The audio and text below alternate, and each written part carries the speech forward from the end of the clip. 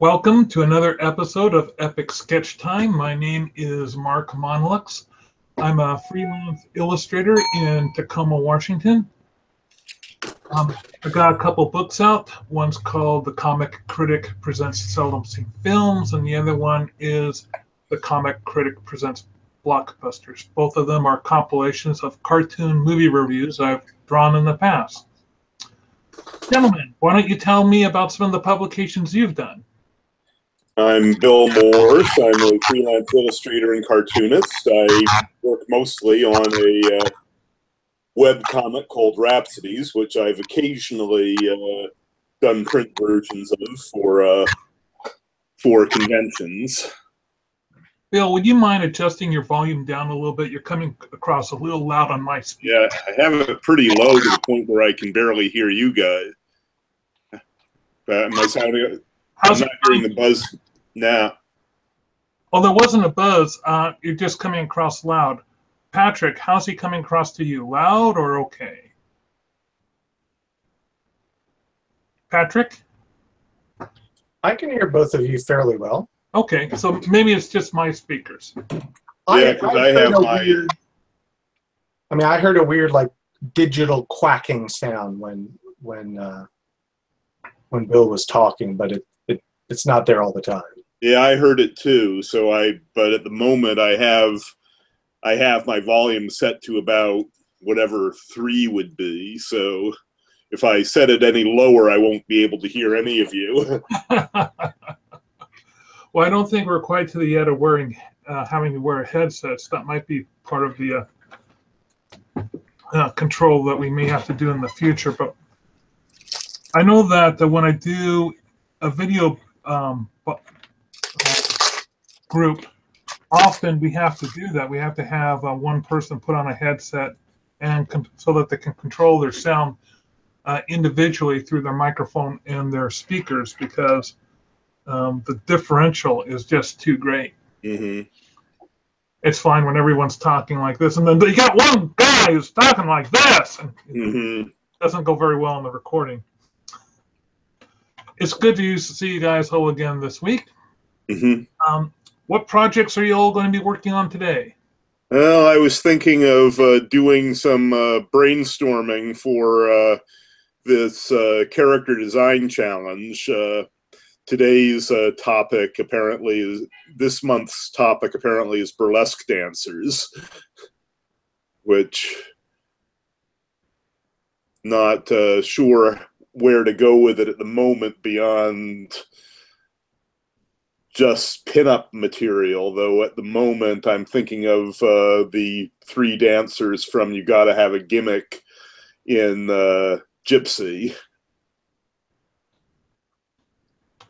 Pat, pardon me, I didn't even let you talk about your most recent publication, which is what I really wanted you to pump.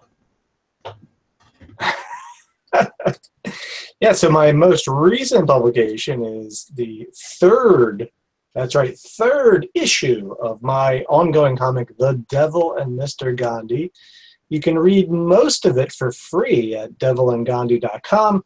You can buy the latest issue, issue number 3, at tictail.com, Tictail.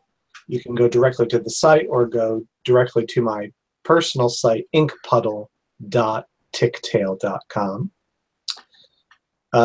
Another publication that is, I think, is good to mention, especially for anyone out there who's also doing comic and other illustration work, is I have 2 contributions to the Infinite Corpse, and you can see that at infinitecorpse.com. And if you're not familiar with that, it's the times and adventures of Corpsey, who is a deceased person, and comics and illustrators are encouraged to contribute a 3-panel addition to the Infinite Corpse. So you make your 3 panels, and you continue off of someone else's panels. And there's only a couple basic guidelines, like a Corpsey has to be in it. You can't introduce your own personal original characters into it. And you can't end the storyline, so it has to keep going essentially. But it's rather fun. Once you pick the panels that you want to follow, you have 1 week to complete it, and then once you submit it, they get back to you within a day and they post it, and it's live, and it's quite fun. Are you Infinite Corpse? That sounds like a lot of fun. Are you given? Are you told what your starting point is, or can you pick anywhere in the current stream? You can definitely pick, and occasionally I will tweet out a link to the page that allows you to follow my 3 panels.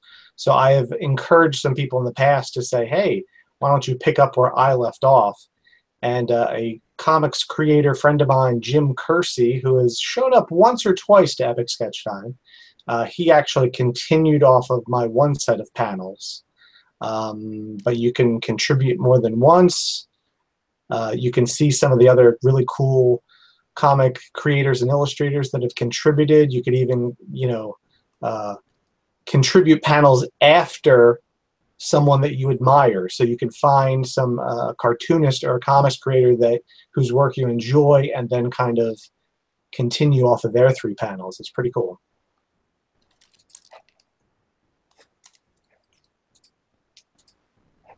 The other thing that I wanted to say too was, since Bill mentioned character creator challenge, I think that's what I'm going to be working on tonight. But specifically with the Henson Company, as in Jim Henson Company, characters, they're having something going on from now. It's been going on for a while, and it ends on November 22nd, where they want you to do a character design for a like live action puppet type character that could show up in their projected Netflix Dark Crystal TV show. Oh, cool. So anyone can submit, and they're looking for like a character design sheet. So like a 3/4 view, a full front view, and they do give you some area to kind of like flesh the character out, give a little bit of backstory or some explanation of the character. Are there any conditions to it? For example, based on that, I mean, I'd be thumbing through my copy of Brian Froud's art book to start with. Yeah. So the Frouds may be the judges for it. Some of the limitations are it can't be like derivative of the pre-existing major Dark Crystal characters. So it can't be a derivation of the Skeksis. But since the Skeksis and the Mystics merged together and went to their own realm, that would be a moot point, wouldn't it? Well, actually, no, this is a prequel, Bill. Uh-huh. So they wouldn't be merged at this point. If I am to understand this. Patrick, can you post a link into the comments section off to the right-hand side here so I can capture that and put that link in the doobly-doo down below? You got it. Because that's something I want to tell Sto about. I'm sure Sto would love to do something like that. I wouldn't mind taking a crack at it either. No bills allowed, it said. It said, sorry.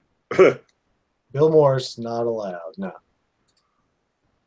Just a link in there. And I could be William for a couple of weeks in order to...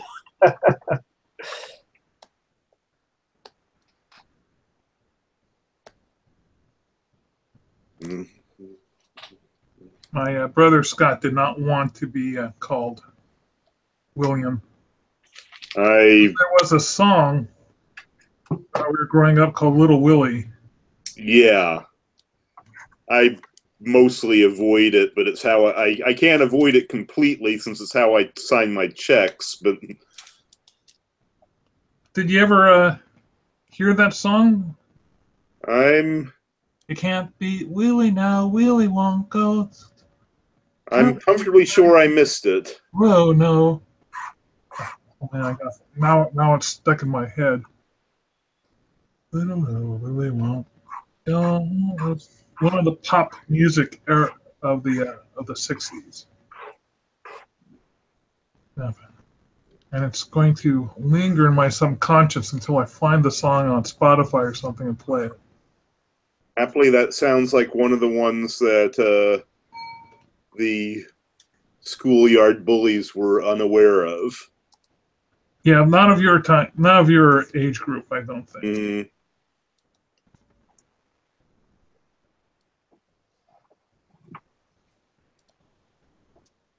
But I'm sure we all have heard these schoolyard jokes or specific names. Yeah. Oh, have I ever?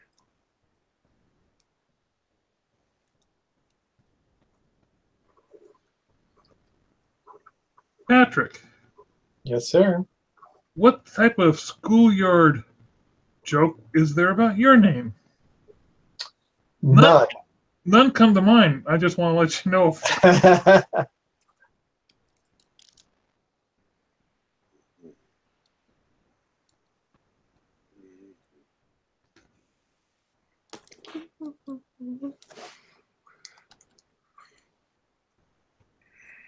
I'm going to show my screen for a moment. Oops, I hit the. So, does this alien look familiar to anybody? I'm not sure. Something from Buffy? Nope, this is from a rather obscure Weird Al Yankovic movie called UHF. Oh, I know of that one. I've never seen anything beyond. The only thing about it I ever remember is Weird Al dressing up like Rambo for a clip.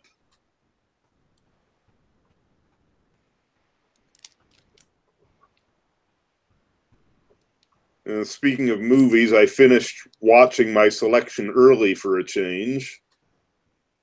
Ah, so tell us about the movies, your double feature for the week, Bill.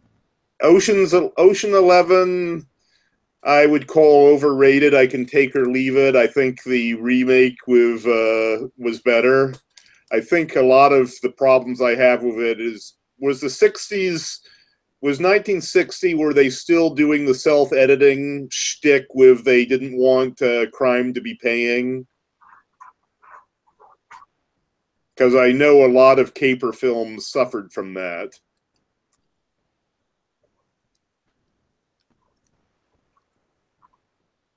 But Von Ryan's Express was pretty solid. Oh, that's great. So your Frank Sinatra double feature was fairly enjoyable. Yeah.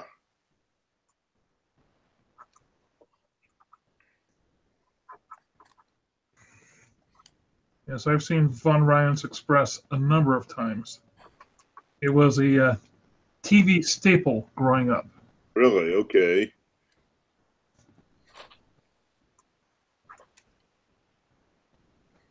And Ocean's 11 was not. I think I've only seen the original Ocean's 11 once.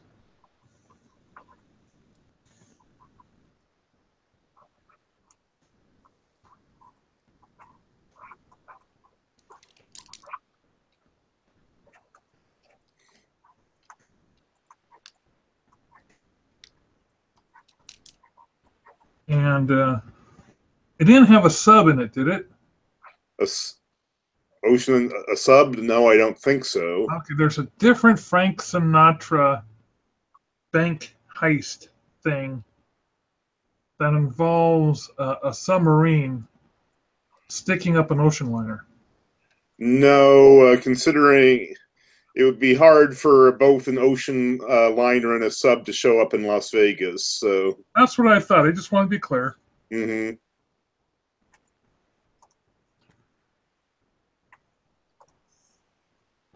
Bill was telling me that last week that you planned on seeing Thor Ragnarok, as I planned to see Thor Ragnarok, and like you, Bill, my guy canceled. Mm. So I've yet to see the movie.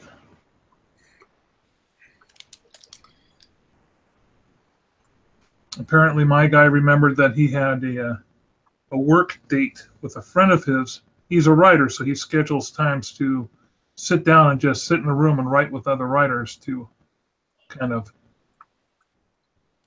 push his writing. He's a very scheduled writer. There's very seldom a time or an evening I know of where he's not busy working and writing. Mm-hmm.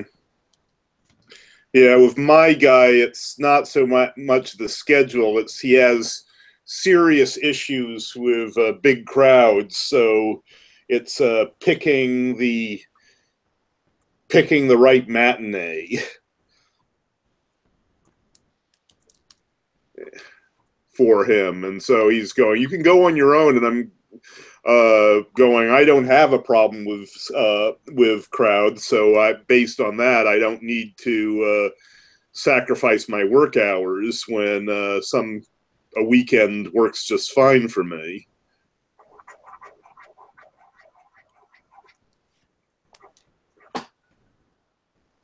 There's a local theater here that is half price on Tuesdays. Nice. Like you, Bill, I tend to have a fairly steady work ethic. And this is one of those weeks where I have plenty of projects to work on. Mm-hmm.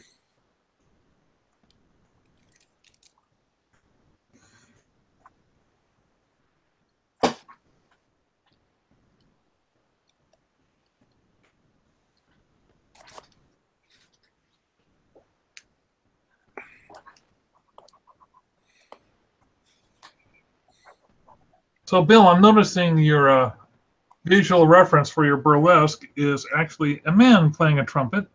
I only have 2 pictures of female trumpet players, and both of them aren't holding it right. So have to improvise when the need arises. But I have to ask, Bill, why a trumpet player? I'm being inspired by the song from Gypsy. You have to have a gimmick where all of the 3 burlesque singers are talking about the secret of burlesque is to have no talent, and the other burlesque dancer says, "Pardon me, but having no talent is not enough. What you need is to have a gimmick." And so the second burlesque dancer in the group has the me, I oomph, and I oomph, and I oomph, oomph, oomph. I can't do it something Lauren. Me, I oomph, and I oomph, and I oomph, oomph, oomph, but I do it with a horn. And then she goes into this really, really deliberately bad trumpet solo. So if she doesn't work, there's 3 other verses in the song. At the moment, I'm happy with it. And I actually know the song you're talking about. So. Oh, good. I was beginning to think I sounded like I was being sounded nuts.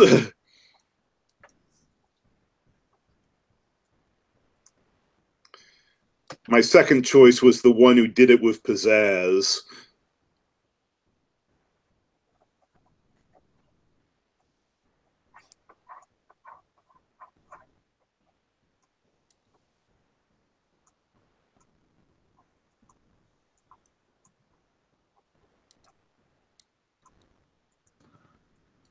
So, Patrick, I bought your book last week.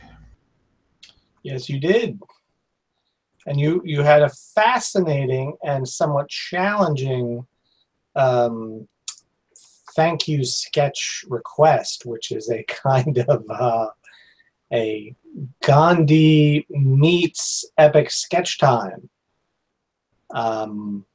which you'll be receiving in the near future. Okay. But it's funny because it kind of like threw me for a loop. I'm like, oh, like that was, interesting, and then I'm like, oh, how exactly am I going to do this? So I have the problem too of when I offer to do thank you sketches for people that have bought things from me, I sometimes overthink them. Yeah, I would have just put Gandhi on a screen. I mean, I'm not asking for much. Or rather, my expectations are not high. Whichever way you want to take that.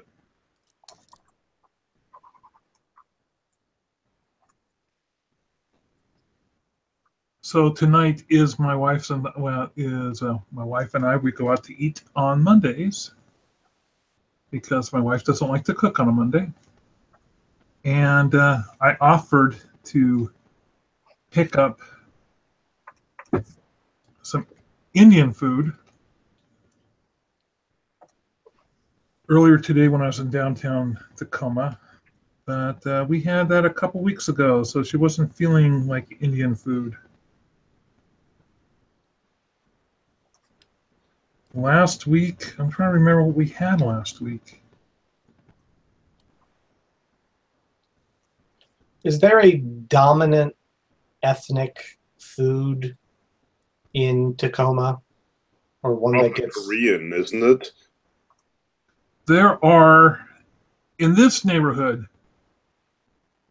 I live very close to Lakewood, and Lakewood has a ton of Korean restaurants.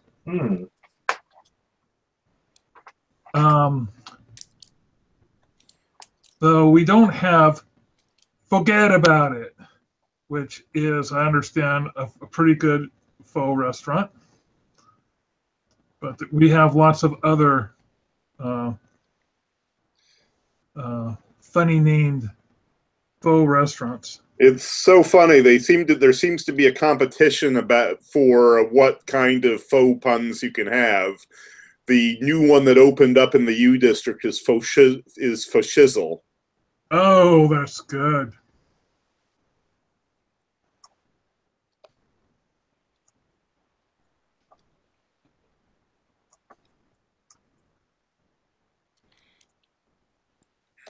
Now, my wife, I'm a big fan of Asian food.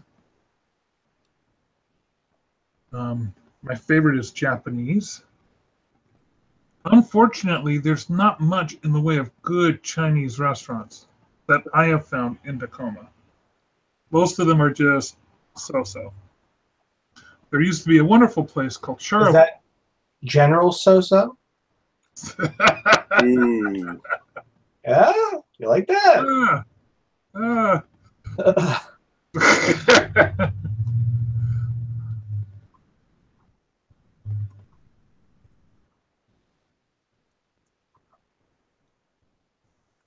So what are your dining plans, gentlemen? I made myself a huge batch of split pea soup. Yes, Bill. Bill is a firm believer of bachelor chow. Hey, it's a good recipe. Yeah, your main cooking implement is a crock pot. I'm just saying. That's not a bachelor thing. That's just being practical.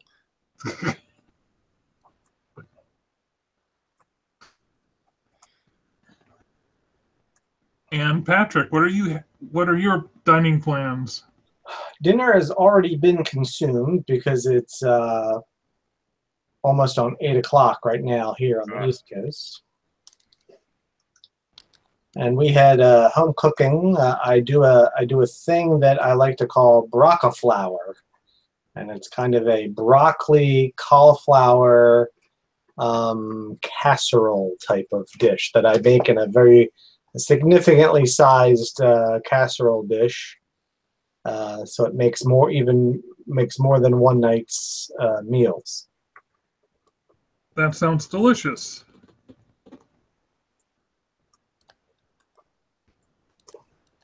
Last Friday, I was on site at a client's event, and they had over-ordered food.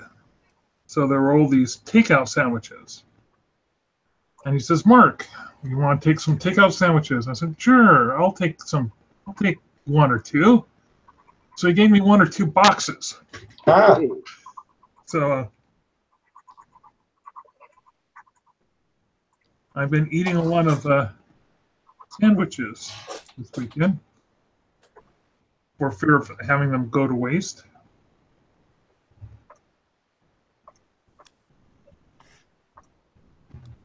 My wife also made quite the delicious batch of shrimp last night. Because as it turns out, she can't eat any of these sandwiches. They all have cheese on them. Lactose intolerance or something different? Lactose intolerance. Basically, anything that you can make a pizza with will kill my wife. She can't have processed meats, cheeses, and most tomato sauces are improperly processed or cooked, and the sauce will burn her mouth. So, jeez. yeah, it makes for some. Well, we all have things like I cannot stomach cilantro, so I tend not to eat at Mexican places. Though I love Mexican food, but I have to typically eat at the really the what's it called when things have been consumed by a culture, the Americanized version of a Mexican place, because they typically don't use cilantro. Is cilantro regional or generic? Is specifically regional or kind of generic Mexican? Cilantro is generic Mexican. It's used in authentic Mexican dishes, and in recent years has gone from being only occasionally being thrown into the salsa to being a fairly staple incorporation into the dish. Sometimes in the past I would be lucky and they would just put a couple sprigs on top for the aroma, but now it's like when I go to a Thai restaurant. Thai also uses a fair amount of cilantro, but if you're careful about it and what you order, you won't see it. So I love some good Thai food. Maybe we'll go out for Thai tonight.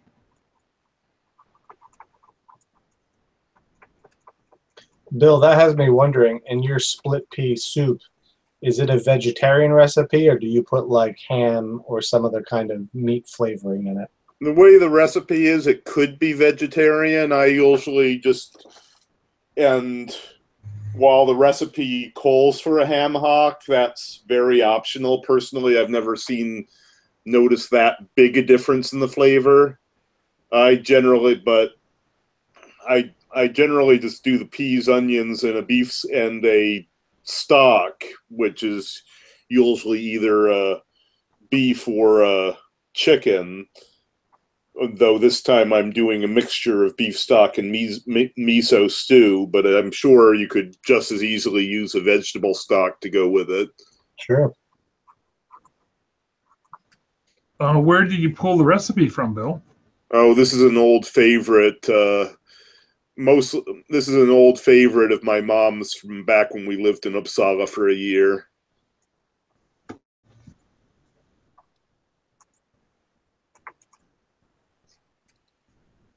It's pretty simple. Essentially, a cup of split peas, some ginger, the ham hock, and then the stock and the onions. Pretty self-explanatory. These days I generally go with half peas, half lentils. I mean, the peas have the stronger flavor, but I think that the lentils gives it a little bit of a bite.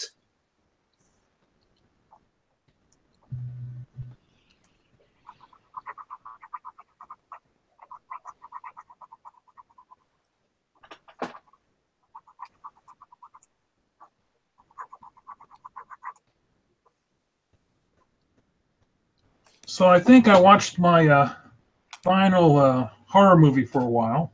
Uh-huh. It was a rather intense one that was extremely good. You might have heard of it. It came out recently. It's called Get Out. And I had to watch it over a series of days because I only get a chance to watch it. My wife's not into horror movies. So I've been working through my lunches. Usually I allow myself, half an hour or 45 minutes while I'm doing a lunch, but I wasn't able to do that last week. And sometimes I would allow myself to watch a little bit before going to bed, but this was such a nice bit of a thrill ride that it was hard to say, okay, this just happened. I'm going to shut this off and go to bed. So, yeah, I've heard like pretty much everyone that I've known that have seen it has had good things to say about it. I would give it a 9. Wow. It is a fairly good horror movie. It goes in new places. I thought I knew where it was going to head off, and it just went even more into the dark than I thought it would. Interesting. Yeah, I'm a fan of Jordan Peele. I mean, the Key and Peele was just hysterical show. Great sketch comedy. And I heard a rumor that Jordan Peele might be doing some kind of resurrection of like the Twilight Zone. That sounds familiar. And I know this is a stupid question. Peele's the bald one, right? No. Okay. Never mind. Peele is the like chunkier one. Right. Keegan-Michael Key is the taller guy. So my wife and I, we tried to watch Keanu, and I watched most of it. you watched most of it. We couldn't get past the first half hour. I feel like I would have been better off if I had a lot to drink or like smoked a joint or something while watching it, because it was ridiculous, but it wasn't like in this hilarious ridiculous like some other movies. I feel like it's almost, I don't know, I feel like I would have enjoyed it more if I were on drugs or something. I felt like I was watching a fairly bad Jerry Lewis movie. It was kind of that type of humor.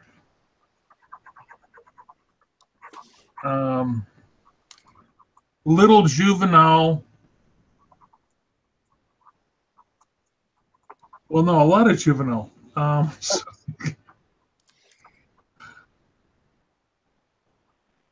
was hoping the cute kitten factor. Both me and my wife were hoping that the cute kitten factor would save it, and it really tried.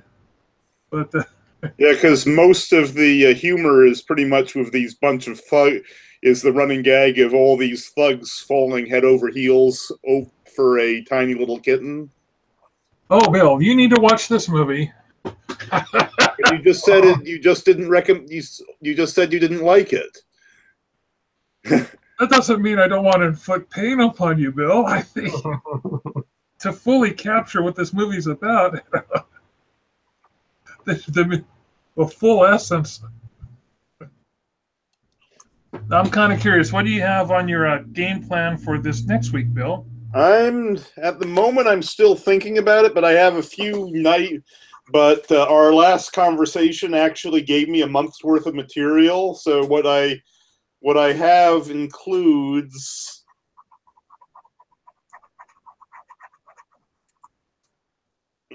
come on, where is it? Here it is. So I'm at the moment I'm thinking of doing a Harry Palmer list. I'm sort of thinking of going splitting them by a decade, with the first one being the Ipcris file, and then finishing with the one post Cold War one of Bullet to Beijing. And Patrick, in case you're not familiar with these movies, these are spy movies starring Michael Caine. Ah.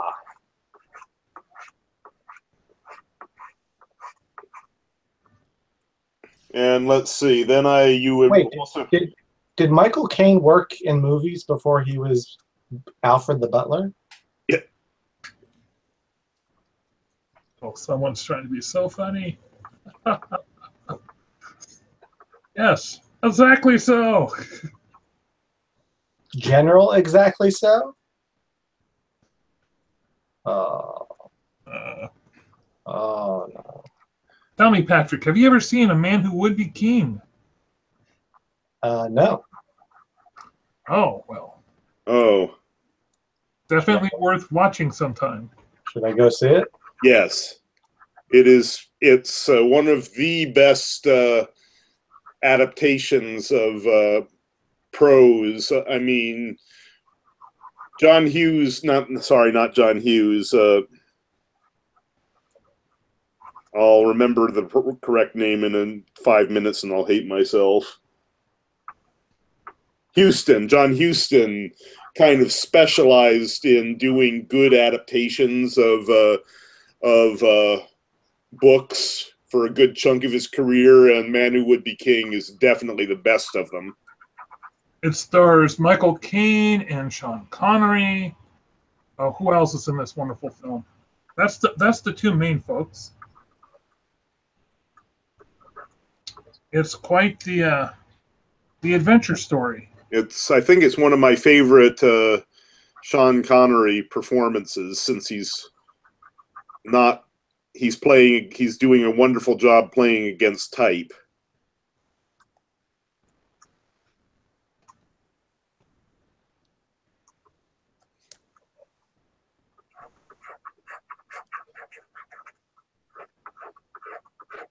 So, Bill, what did you think about him playing Zardoz? Because that's certainly what I can.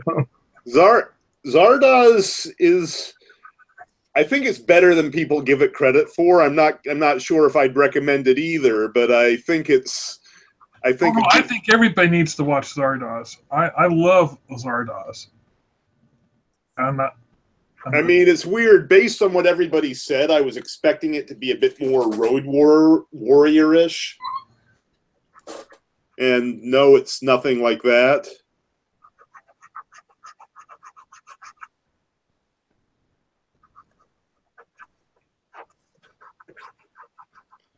There. I think I'm mostly happy with this, but do you think it's a little too modest for a burlesque dancer? It looks like a majorette in a high school band. Oh dear. So yeah, it doesn't say burlesque to me at all. What would you say, Patrick? Majorette is on point. Yep. Skin, Bill. We need to see some skin.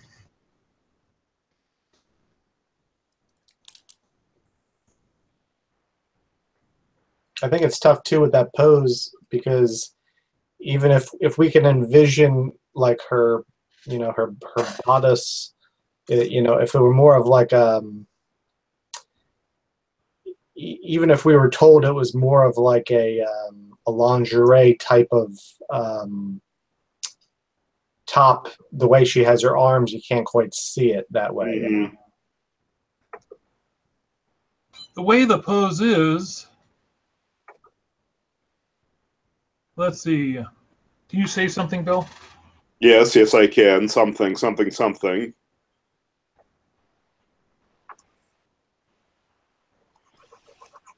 Yeah, I mean, I was sort of going with the whole trumpet motif a little too far, maybe. Well, if you switched over to a G string, dropped the jacket, and just left her with the hat and the boots. Oh. Yeah. Well, it would say a lot more burlesque than what it says right now. Okay.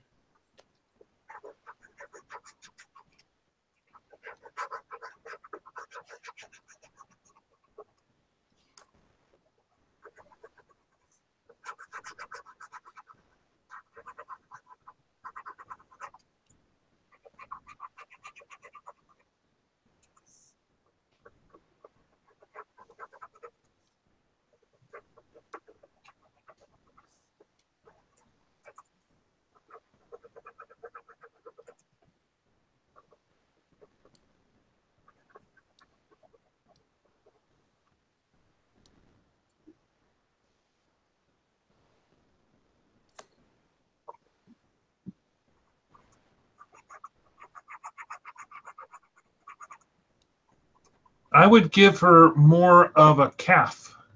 Cap? Calf. Oh, KLF. right. KALF. Like so?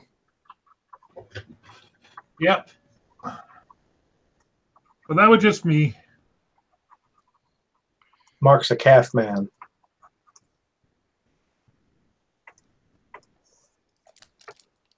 Well, I just thought it would match up with the other calf he drew better that way. But then again, you're also putting them in boots, so.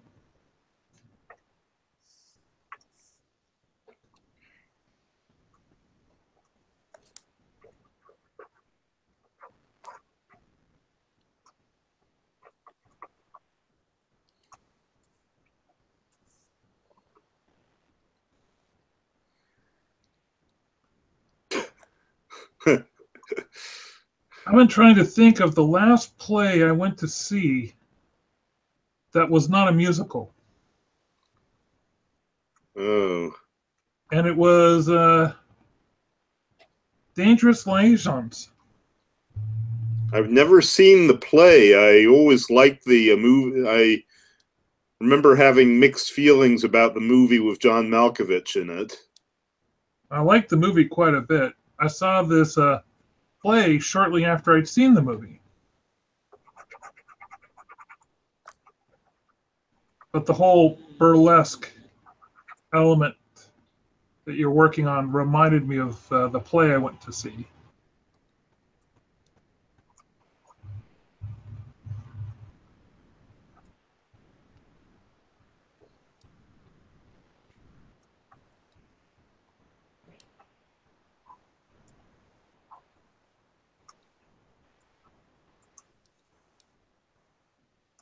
Where there was a fair amount of slight nudity and implied nudity. That was very cleverly done. This was a what's the theater over on Queen Anne Hill called? Oh, Queen Anne Hill. That might.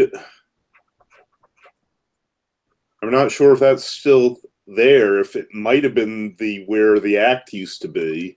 Yeah, the Act Theater. Yeah, because that's downtown now. I actually had season tickets for the act one year. The last one I think I saw was Arcadia. I think that's the name of it, by the same guy who did Amadeus. Oh, wait a minute. It wasn't the Act Theater. It was the Seattle Repertory that I saw. Okay. Because the Seattle Repertory is over by the Seattle Science Center, isn't it? Is it? I think that's the same. It's in the center, though. It's on the opposite side of the Seattle Center. Yes, that's correct. That's the place I'm thinking of. Oh yeah, the last thing I saw there was a very good production of Waiting for Godot. Oh man, the last time I saw Waiting for Godot was in college. One of my friends was in it. Nice. I thought she did a pretty good job. There, that better? Yes. What do you think, Patrick? Yeah, I mean, you can definitely. I mean, the way I see it is either I'm seeing all of her leg.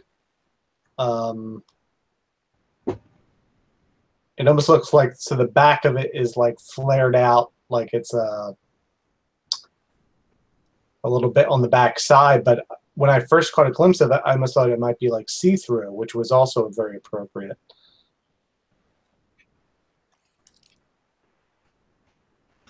But you definitely got rid of the majorette feel. Yeah. Yeah.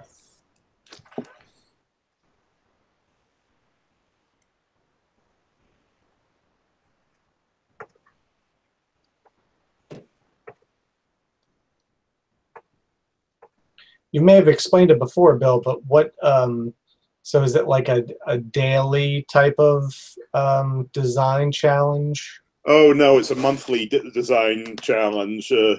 Here I'll put the link on, but it's essentially, it started out as this really good reference page that a guy in Dublin maintains on his Pinterest account. And so he does so anyway, for the last 2 years, he's been doing, they've been doing a different topics every month. And there's design, characters. That's the Pinterest page.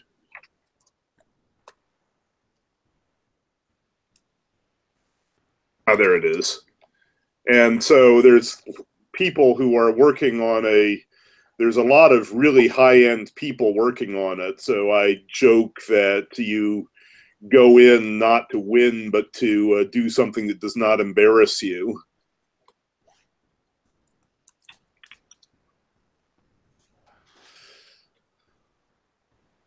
Oh, let's see. I think that was actually the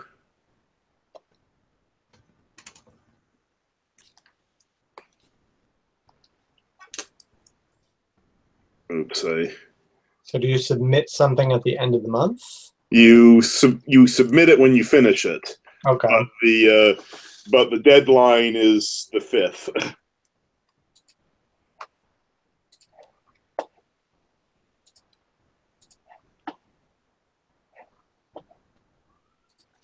And it's a pretty good challenge because, I mean, take a look at some of the take a look. I mean, this is essentially, there's these pretty very high-end people there. I mean, there's no shame in losing this.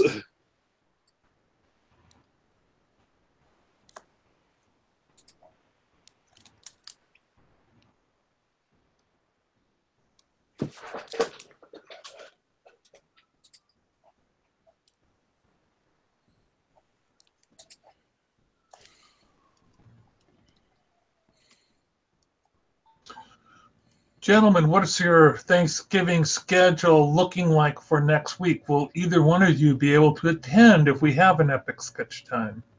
Oh, I'm definitely around, so.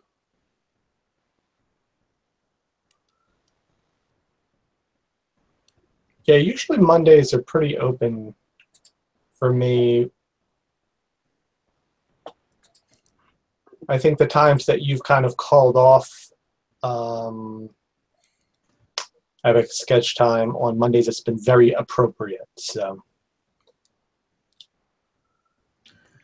Okay, because I know that Ian said that he was going to be available. So since it looks like we'll have at least 3, if not more of us available, I'm going to go ahead and say that let's do Epic Sketch Time next week.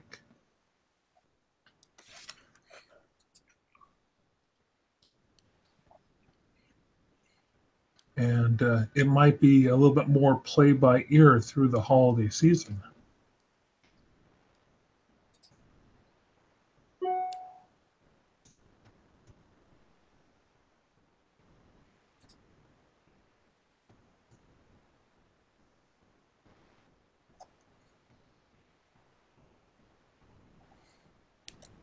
Oh, I just realized something. Mm-hmm. I'm going to be eating out twice this week because my wife is going to take me out on Wednesday because it's going to be my birthday. Happy birthday! Well, thank you very much. There'll be a grand total of 55.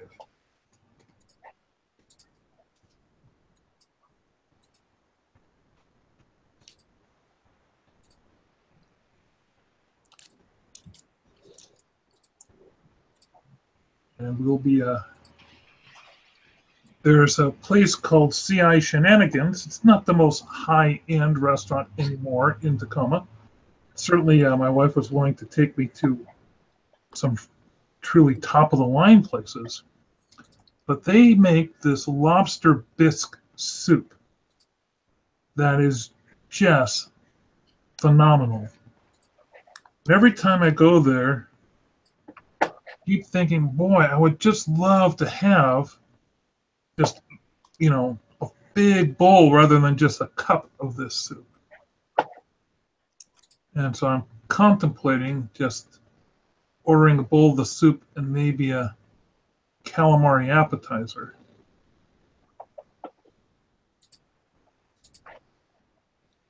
But the problem is you have to tell, half the time when you tell the wait staff, okay, please bring up the appetizer with the main course, they always bring out the appetizer way ahead of time, and then you're stuck. You have to eat it while it's warm, and then you're stuck looking at your significant other while they slowly eat their meal. And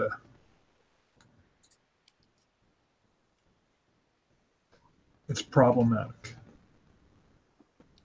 And soup is also, one of those dishes that they time. That has me a little concerned. I think I am done with this character. Oh, nice. I was just cleaning up. Honest to God, I should start coloring these things now. I need to create a template for the right size to put them all into.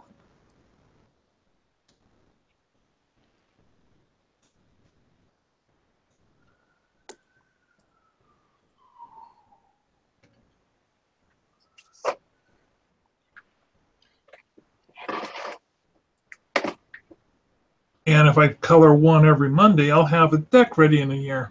So you were saying this one's specifically sci-fi, or?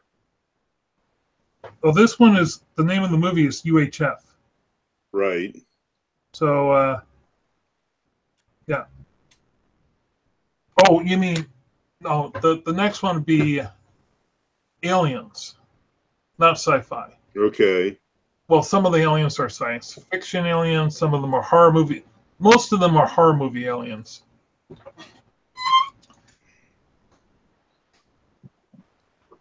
And some of them are truly, truly awful.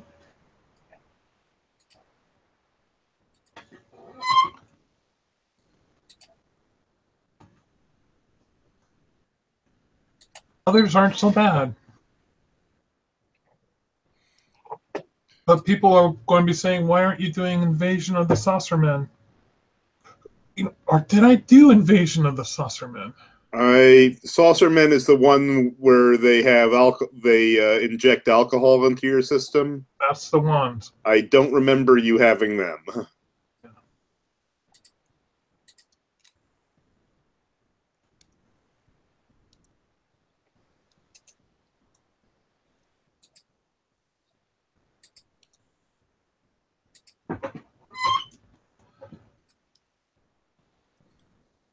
I will be putting I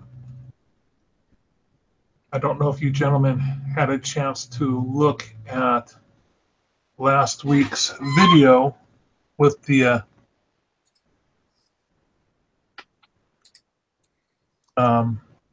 links down below. But when I post this week's one, I'll see if I can send a comment to you because I want you to double check your links. Patrick, when I went to inkpuddle.com, there was this website. I wasn't sure if it was yours though. It's mine. Yeah, it says the Ink Puddle, and it says the Imaginary Voyages of Edgar Allan Poe. Yes, that's a review that I did of a comic. Oh, I understand now. Okay, I was kind of then. Pardon me. I was that website's more of my catch-all. A little bit of everything there then. Mm-hmm. Well, I would encourage all of our viewers to go and check out your review of the Imaginary Voyages of Edgar Allan Poe. And there was a recent movie done just a few years ago that starred, let's see, who was it? The actor from Grosse Pointe Blank and not 16 Candles, but the Frostgarn, and Yeah, that looked bad. I enjoyed that movie. Did you? I Was did. it the Raven? Right, it was something about the Raven. It was Yeah, John Cusack.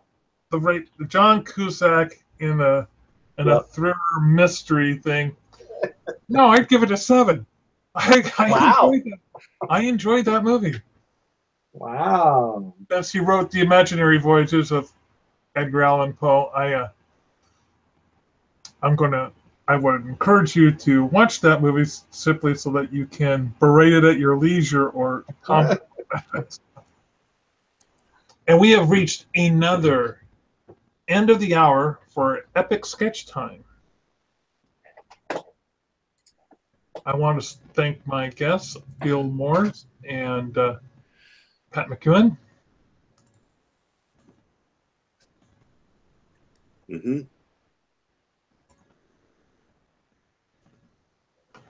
Now, if you would like to join us on Epic Sketch Time, please contact me via my Twitter. That's at Mark Monlux. What I do is I'll collect your Gmail address or the email address that you use to create your Google account, and I just put that on a mailing list that I use to send out the invites every Monday at 4:30. Whether or not you can attend or not, you should be getting an email. And it's up to you to remember. And but if you would like a reminder, I do send out a Twitter reminder. So let me know if you want a Twitter reminder in the morning. Bill and Patrick are on the Twitter reminder mailing list. And what happens is when one person says they're going to come, the other person says they're going to come, and then you like it, it keeps beeping off in your pocket and you succumb to peer pressure. And I look forward to seeing you guys next week before Thanksgiving. Okay. You have a good one. Bye-bye.